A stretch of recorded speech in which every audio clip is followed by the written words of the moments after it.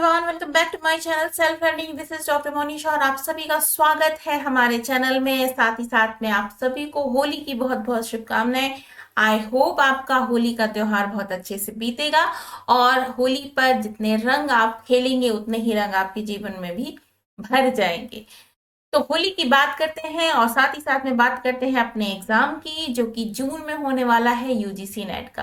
तो जो भी स्टूडेंट्स होली के खुमारी में घूम रहे हैं, झूम रहे हैं, उसके बाद उन्हें अपनी पढ़ाई को स्टार्ट करना है। तो आप अपना त्योहार बहुत अच्छे से मना लीजिए, उसके बाद फिर अपनी पढ़ाई स्टार्ट कीजिएगा, क्योंकि नेट का एग्जाम जून में होने वाला है। अगर आप फर्स्ट टाइम नेट दे रहे हैं तो आपको बहुत जानना जरूरी है कि आप अपना सिलेबस किस तरह से डाउनलोड कर सकते हैं, सिलेबस में आखिर है क्या क्या। तो आज के इस वीडियो में पेपर 1 का कंप्लीट सिलेबस आपको समझाने वाली हूँ। तो जो भी स्टूडेंट्स नेट की तैयारी अच्छे से करना चाहते हैं, तो जैसे ही आप होली के सेलिब्रेशन से आगे आ जाएं, तो वैसे ही आप अपना सिलेबस निकाल लीजिए, प्रिंट कर लीजिए उसे, और उसके बाद अपनी पढ़ाई जोर शोर से स्टार्ट कर लीजिए। तो स्टार्ट करते हैं आज का वीडियो। तो हम कैसे कर सकते हैं सिलेबस को डाउनलोड? तो देखिए, बहुत सारे ऑप्शंस हैं, लेकिन मैं आपको बताऊंगी यूजीसी नेट की ऑफिशियल वेबसाइट पे जाइए। आप जाइए UGCNET online.in, ठीक है।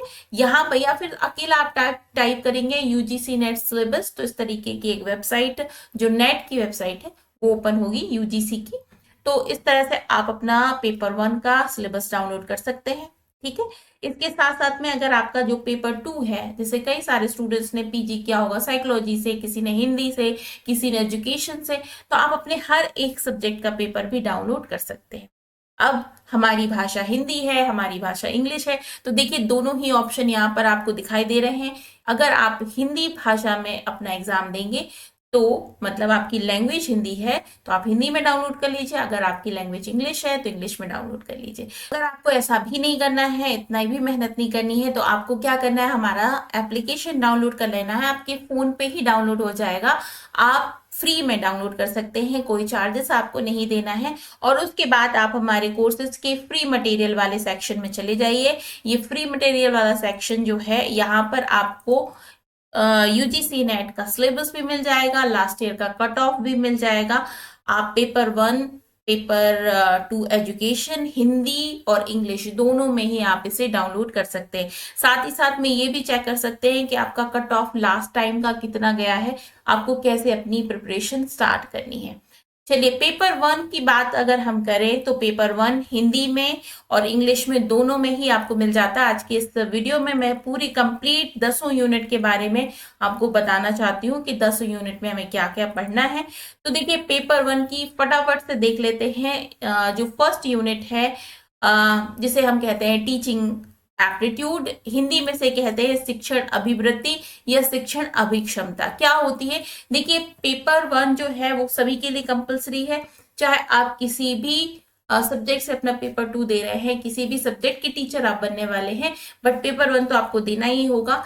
और नेट के बाद हमें क्या करना है, टीचिंग करनी है, हमें पढ़ाना है स्टूडेंट्स को। इसलिए टीचिंग करने की प्रोसेस हमें आती है नहीं आती, इसे जानना बहुत जरूरी है। तो इस यूनिट में आप जानेंगे कि शिक्षण अभिक्षमता क्या होती है, टीचिंग को किस तरह से किया जाता है, टीचिंग का एप्टीट्यूड क्या होता है, ठीक है। तो इस यूनिट में आपको टीचिंग के कॉन्सेप्ट को, उसके ऑब्जेक्टिव्स को जानना है।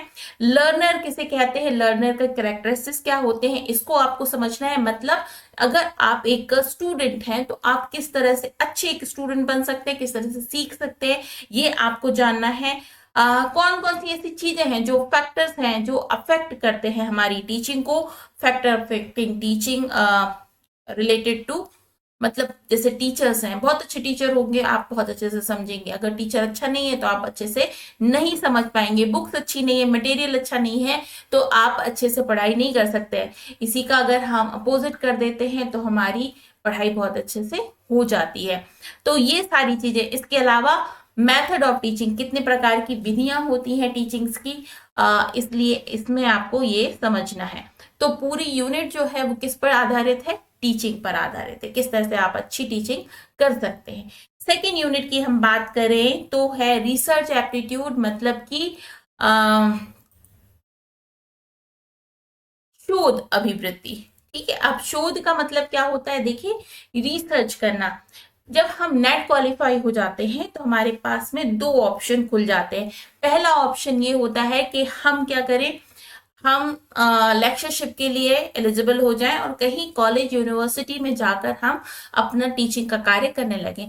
दूसरा, या फिर कहना चाहिए पहला जो कार्य है जो नेट के कारण से हमें मिलता है, वो होता है रिसर्च का। आप रिसर्च करने के लिए जा सकते हैं, आपको जेआरएफ मिलता है, मतलब फेलोशिप प्रदान की जाती है रिसर्च करने के लिए। तो शोध करने के लिए आप साइंटिस्ट बन सकते हैं, अलग अलग फैक्टर्स में, अलग अलग फील्ड में जाकर आप अपनी अनुसंधान को कर सकते हैं। इसलिए अनुसंधान किया कैसे जाता है, बेसिक क्या है अनुसंधान का, ये बहुत आवश्यक है आपके लिए जानना।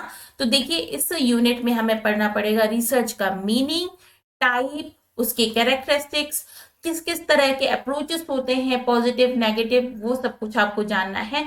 मेथड ऑफ रिसर्च जानना है हमको कि कितने प्रकार की ऐसी विधियां होती हैं जो हम रिसर्च को कर सके, ये हमें समझना है। स्टेप्स, कितने प्रकार के ऐसे चरण होते हैं रिसर्च करने के, वो हमें इसमें समझना है। थीसिस कैसे लिखी जाती है, आर्टिकल्स कैसे लिखे जाते हैं, ये हमें समझना है।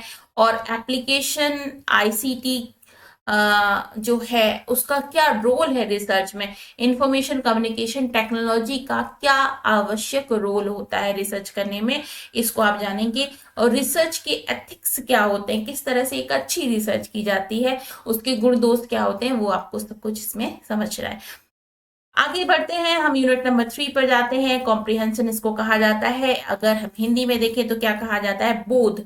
अब ये बोध का मतलब क्या होगा, आपको यहाँ पर अनसीन पैसेजेस को पढ़ाई करनी है, जिसमें आप पैसेजेस पढ़ेंगे और उसके बाद उसके क्वेश्चंस को पढ़कर उसका आंसर करेंगे। फोर्थ यूनिट की बात करें तो है कम्युनिकेशन। हिंदी में इसे कहा जाता है संचार या संप्रेषण। अपनी बात दूसरे तक पहुंचाना संचार कहलाता है। अगर मैं अब अपनी कोई भी बात आप तक पहुंचा पा रही हूँ तो मेरा संचार, मेरा कम्युनिकेशन अच्छा है। अगर नहीं कर पा रही हूँ तो ये बुरा है।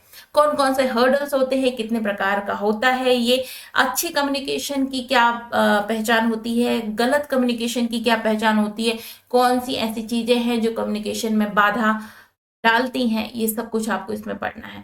कैसे कैसे माध्यम हो सकते हैं कम्युनिकेशन की। सपोज करते हैं दो व्यक्ति ऐसे हैं जो बोलने में सक्षम नहीं है, तो किस तरह आप उनको अपनी बातें समझाएंगे या उनकी बातें आप समझेंगे। तो ये सारी चीजें ही कम्युनिकेशन के अंतर्गत आती हैं और इसमें आपको ये सब कुछ पढ़ना है। आगे बढ़ते हैं, यूनिट नंबर 5 की बात करें तो है मैथमेटिकल रीजनिंग एंड एप्टीट्यूड। 5वें नंबर की गणितीय तर्क और अभिवृत्ति। यहाँ पर आपको तर्क के प्रकार यानी कि लॉजिक्स के बारे में समझना है, कितने प्रकार की रीजनिंग होती है इसको समझेंगे, नंबर सीरीज के बारे में पढ़ेंगे। यानी कि यहाँ पर आपको थोड़ी बहुत गणित की समझ होनी चाहिए, आप गणित के क्वेश्चंस को यहाँ पर सॉल्व करेंगे। इसलिए चाहे आपका बैकग्राउंड कोई भी हो, आप किसी भी विषय में पीजी हो, लेकिन आपको यहाँ पर थोड़ी बहुत मैथमेटिक्स आनी चाहिए, उसके क्वेश्चंस आपसे पूछे जाएंगे। मैथमेटिकल एप्टीट्यूड होगा, फ्रिक्शंस के बारे में, टाइम डिस्टेंस के जो क्वेश्चंस होते हैं वो पढ़ेंगे, रेशियो के क्वेश्चन, प्रपोर्शन के क्वेश्चन ये पढ़ेंगे, है ना। ये सारी चीजें आपको यहाँ पे पढ़नी है। परसेंटेज के बारे में पढ़ना है, प्रॉफिट एंड लॉस के बारे में पढ़ना है, और डिस्काउंटिंग जो होती है, एवरेज जो होता है, इसके बारे में आपको पढ़ना है। नेक्स्ट यूनिट आती है unit number 6, logical reasoning. Logical reasoning को हिंदी में क्या कहते हैं, युक्ति युक्त तर्क। ठीक है, ये थोड़ी सी अंडरस्टैंडिंग के लेवल पर देखा जाए तो थोड़ी सी इंपॉर्टेंट यूनिट है, क्योंकि बहुत सारे क्वेश्चंस इससे बनते हैं और अलग अलग तरह के लॉजिक्स होते हैं, है ना। जैसे कि आपसे कुछ दो सेंटेंस आपको दिए जा रहे हैं, उस दो सेंटेंस का क्या सार निकल रहा है, क्या उसमें सिंबॉलिक प्रेजेंटेशंस हैं या कि सिंबॉलिक मीनिंग छुपे हुए हैं, उनके बारे में आपसे यहाँ पर पूछा जा सकता है। ब्लड रिलेशन के कुछ क्वेश्चंस होते हैं, वेन डायग्राम्स आपसे पूछे जाते हैं, उससे रिलेटेड क्वेश्चंस होते हैं। इंडियन लॉजिक पूछा जाता है, इसका क्या मीनिंग होता है, प्रमाण्स क्या होते हैं, इसकी मीनिंग क्या होते हैं, शब्द क्या होते हैं, प्रमाण क्या होते हैं, ये सब कुछ आपको पढ़ना है। कुल मिला के यहाँ पर जो प्रश्न आएंगे ना वो तर्क युक्त होंगे, मतलब यहाँ पर आपको अपनी बुद्धि का उपयोग करना होता है। नेक्स्ट आता है हम यूनिट नंबर 7 में डेटा इंटरप्रिटेशन। डेटा इंटरप्रिटेशन का मतलब क्या होता है, आंकड़ों की व्याख्या। देखिए बहुत ही इंपॉर्टेंट यूनिट है, और इस यूनिट में जो थोड़े मैथमेटिकल बैकग्राउंड के स्टूडेंट्स नहीं हैं वो थोड़े परेशान हो जाते हैं, लेकिन आप अगर अच्छे से पढ़ाई करेंगे, अच्छे से अपने आप को मैनेज करेंगे, पढ़ने के लिए प्रैक्टिस करेंगे, तो ये यूनिट भी आपके लिए इजी हो जाएगी। यहाँ पर किस तरह से प्रश्न आते हैं कि जैसे किसी स्कूल का डेटा है, आपको दिया जा रहा है कि 2005 से लेकर 2025 के बीच में स्कूल ने किस प्रकार से ग्रोथ की है, कितने स्टूडेंट्स का आना हुआ, कितने स्टूडेंट्स का जाना हुआ है, उनकी क्या पास और फेल का परसेंटेज रहा है। इस तरह से मिला जुला के आपसे प्रश्न बनाकर पूछे जाते हैं और फिर आपको सॉल्व करने होते हैं। ठीक है, तो बहुत सारे अलग अलग टाइप के यहाँ पर आपको क्वेश्चन मिलेंगे प्रैक्टिस करने के लिए, और ये है इम्पॉर्टेंट एक यूनिट जो कि मैथमेटिक्स के बैकग्राउंड वाले स्टूडेंट्स को थोड़ी सी आसान पड़ती है। अगली बात करते हैं यूनिट नंबर 8 जो है इंफॉर्मेशन कम्युनिकेशन एंड टेक्नोलॉजी, इसकी है। देखिए बहुत ही इंपॉर्टेंट यूनिट है, और एक बात मैं आपको बता दूं, यहाँ पर जितना भी सिलेबस में लिखा हुआ है इस एक यूनिट में अपग्रेड होता जाता है, क्योंकि आईटी के फील्ड में अगर देखा जाए तो बहुत कुछ चेंजेस हो रहे हैं, हर बार कुछ ना कुछ चेंजेस हो जाते हैं, इसलिए करंट अफेयर के क्वेश्चंस भी इससे बनते हैं, है ना। तो आपको इंफॉर्मेशन के बारे में, कम्युनिकेशन और टेक्नोलॉजी के बारे में पढ़ना है, बेसिक इंटरनेट के बारे में पढ़ना है, digital initiative of in higher education के बारे में आपको पढ़ना है, आईसीटी एंड गवर्नेंस के बारे में आपको यहाँ पर पढ़ना है। तो बहुत ही इंपॉर्टेंट, बहुत ही अच्छी यूनिट यहाँ पर आपको ये मिलेगी। यूनिट नंबर 9 पर आते हैं तो people development and environment, Hindi में अगर हम देखें तो क्या कहते हैं, लोक विकास और पर्यावरण। ठीक है, ये बहुत अच्छी यूनिट है, पर्यावरण से संबंधित बहुत सारे प्रश्न होते हैं, कुछ साइंस से रिलेटेड भी क्वेश्चंस होते हैं, क्योंकि साइंस एनवायरनमेंट से जुड़ी हुई होती है, कितने प्रकार की गैसेस होती हैं, पर्यावरण के लिए कौन सी गैसेस अच्छी हैं, बुरी हैं, क्या हो रहा है, ग्लोबल वार्मिंग क्या होती है, जितने भी आपके अलग अलग तरीके की स्पीचेस हैं वो उनके बारे में हम पढ़ते हैं, बायोडाइवर्सिटी के बारे में भी प्रश्न होते हैं। तो कुल मिला के देखा जाए तो बहुत कुछ जो आपका ओवरऑल इन्वायरमेंट आपके आसपास दिखाई देता है उससे रिलेटेड प्रश्न होते हैं। ठीक है, तो जो बायोलॉजी के फील्ड वाले स्टूडेंट्स हैं, साइंस के स्टूडेंट्स हैं, उनके लिए थोड़ी सी इजी पड़ जाती है, बाकी सारे स्टूडेंट्स को थोड़ा सा इसमें मेहनत करनी हुई होती है। बहुत सारे अधिनियम बने हुए हैं भारत में स्वतंत्रता होने के पश्चात, तो कौन कौन से अधिनियम बने हैं कि आप इन्वायरमेंट को अच्छे से रखें, उसको हार्म ना पहुंचाएं, इसके बारे में भी आपको यहाँ पर पूछा जाता है। आगे है हम यूनिट नंबर 10 की बात कर लेते हैं, हायर एजुकेशन सिस्टम। ये स्टूडेंट्स के लिए बहुत इंपॉर्टेंट है, यहाँ पर आपको एजुकेशन की ग्रोथ के बारे में समझना है, पढ़ना है कि एजुकेशन की जो ग्रोथ है एंशिएंट काल से आज तक में किस प्रकार से हुई है, जिसमें आपको प्राचीन वैदिक काल भी मालूम होना चाहिए, किस तरह से पढ़ाई होती थी, उसके बाद धीरे धीरे धीरे एजुकेशन जिस तरह से आगे बढ़ता गया तो कैसे कैसे इसमें ग्रोथ हुई है, चेंजेस हुए हैं, इसको आपको जानना है। और ब्रिटिश काल जो था उसमें एजुकेशन किस प्रकार से था, आज हमारे समय में जो नई नई एजुकेशन की पॉलिसीज बन रही हैं वो किस प्रकार से डेवलप कर रही हैं देश को, क्या उनके प्रोज हैं, कॉन्स हैं, ये भी आपको यहाँ पर पढ़ना है। तो ब्रिटिश काल में जो एजुकेशन सिस्टम था, उसके बाद एजुकेशन में क्या क्या ग्रोथ हुआ है, ये सब आपको यहाँ पर पढ़ना है।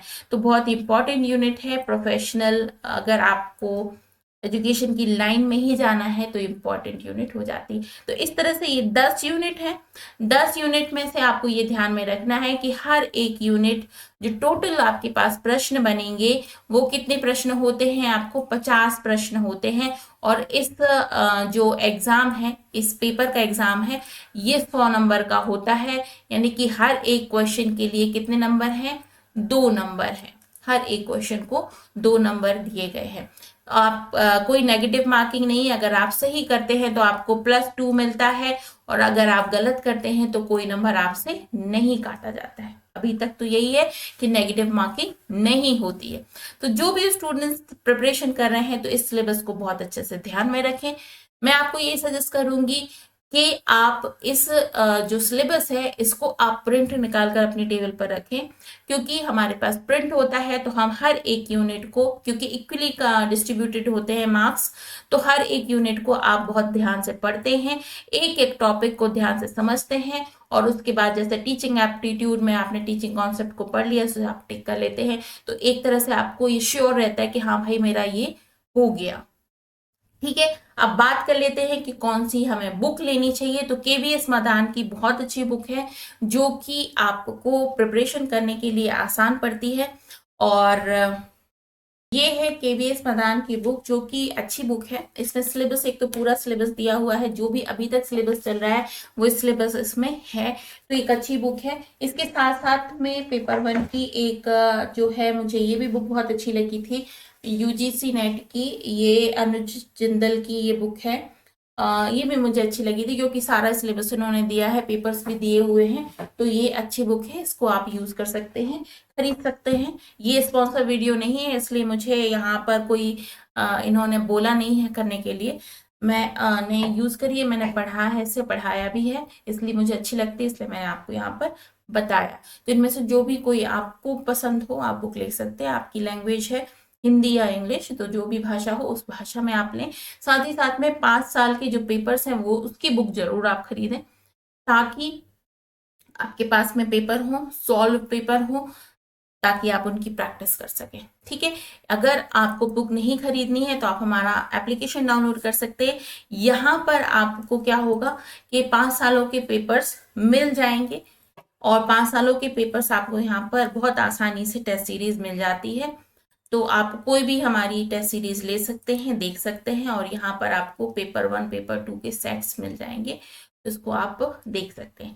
अगर आपको नोट्स चाहिए है तो आप हमारे एप्लीकेशन में जाकर नोट्स भी खरीद सकते हैं, बहुत अच्छे नोट्स हैं पेपर 1 के, तो चाहेंगे तो आप पेपर 1 के नोट्स भी यहाँ से ले सकते हैं। आपकी भाषा हिंदी है तो हिंदी में ले लीजिए, इंग्लिश है तो आप इंग्लिश में ले लीजिए, जो भी आपकी इच्छा हो उसमें आप ले सकते हैं। ठीक है, अच्छे नोट्स हैं, एक बार जरूर चेक कर लेना, अगर आपको लगते हैं अच्छे तो आप इसे खरीद लें। आगे बात करते हैं, अगर आपको इस हमारे एप्लीकेशन से नहीं खरीदना है तो आप मुझसे हमारे जो मैसेज आपको कन्वे हो रहा है, यहाँ पर डिस्प्ले हो रहा है, इस मैसेज में आप मुझे डीएम कर दीजिए, मैं आपको नोट्स का पीडीएफ प्रोवाइड भी कर दूंगी। बात फ्री में कैसे आप पढ़ाई कर सकते हैं, तो देखिए हमारा जो चैनल है सेल्फ लर्निंग का, इसमें अगर आप प्लेलिस्ट वाले सेक्शन में जाते हैं और यहाँ पर आप पेपर 1 डालते हैं, पेपर 1 की कंप्लीट यूनिट्स आपको यहाँ पर मिल जाएंगी, ऑल 10 यूनिट्स मैंने पढ़ाई हुई है, तो आप चाहें तो यहाँ पर जाकर अपने पेपर 1 की कंप्लीट प्रिपरेशन कर सकते हैं, है ना। इसके अलावा जो मेरी क्लासेस हैं वो मैं होली के बाद स्टार्ट कर रही हूँ, तो अगर आपको फ्रेश पढ़ना है तो आप फ्रेश पढ़ सकते हैं, आप हमारे एप्लीकेशन में भी पढ़ाई कर सकते हैं, हमारे चैनल पे भी पढ़ाई कर सकते हैं, आपकी जैसी इच्छा हो वैस तरह से, आप जैसे कंफर्टेबल फील करते हो वैसा करें। अगर आपको नोट चाहिए तो मुझे ज़रूर बताइएगा। अगर आपको लास्ट 5 इयर्स की या 10 इयर्स की टेस्ट सीरीज चाहिए, मॉक टेस्ट चाहिए, तो आप हमारे एप्लीकेशन से ले सकते हैं। तो आज की वीडियो में इतना ही। आई होप मैंने आपको सिलेबस समझाया, आपको समझ में आया होगा। आप अपनी स्ट्रैटेजी बनाइए, पढ़ाई स्टार्ट कीजिए, होली का त्योहार अच्छे से मना लीजिए, उसके बाद फिर आप अपने काम में लग जाइए, और बहुत जल्द होली के बाद हमारी क्लासेस स्टार्ट होंगी। अगर आपका पेपर 2 एजुकेशन है तो एजुकेशन के लिए भी तो मेरे साथ बने रहिए। तो आज के वीडियो को यहीं करती हूँ फिनिश। एक बार फिर से आप सभी को होली की बहुत बहुत शुभकामनाएं। मिलती हूँ होली के बाद, तब तक के लिए अपना बहुत ख्याल रखिए। This is Monisha signing off, bye bye.